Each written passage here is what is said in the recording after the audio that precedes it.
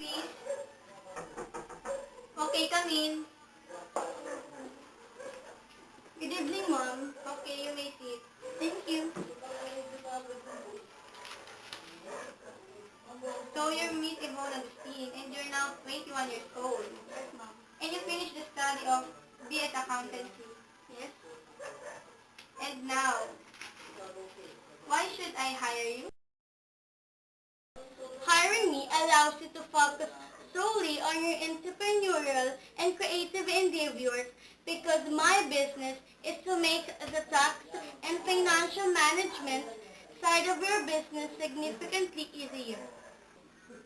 I work best with technologically savvy entrepreneurs, freelancers, retailers, creatives, and all sorts of freedom-loving, self-employed cubicle escapes who want an accountant who actually relates to their dreams and doesn't abandon them at that time.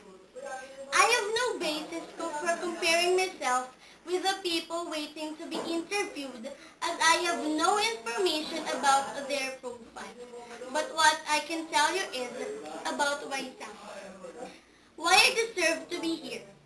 Firstly, I believe in myself, my abilities, my skills. Secondly, there might be people more experienced than I who are vying for this job. In my opinion, exposure is more important than experience. I am also a very competent person, a self-starter, eager to learn, and love to interact with people. Because I am applying for a career and the other is applying for a job. And that's why I think you should hire me. Okay. Next applicant,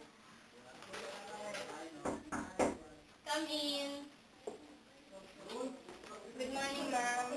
Good morning.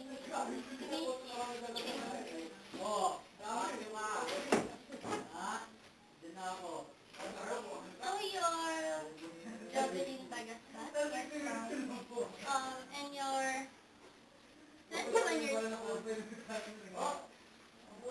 And you finished the study of accountancy, and now, why should I hire you?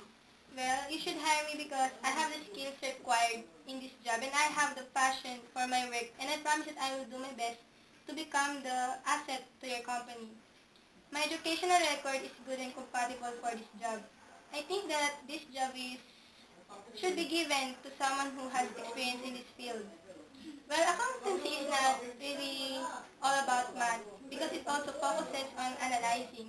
And I'm a hardworking person and I'm a fast learner and I believe that my skills and abilities match perfectly with the requirement. That's why I think I'm compatible for this job. And I believe that I can make a difference to your company because I'm a leader.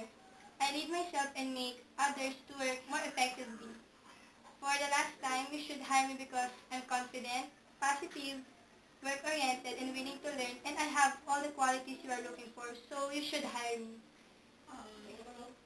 Okay, thank you. Thank you.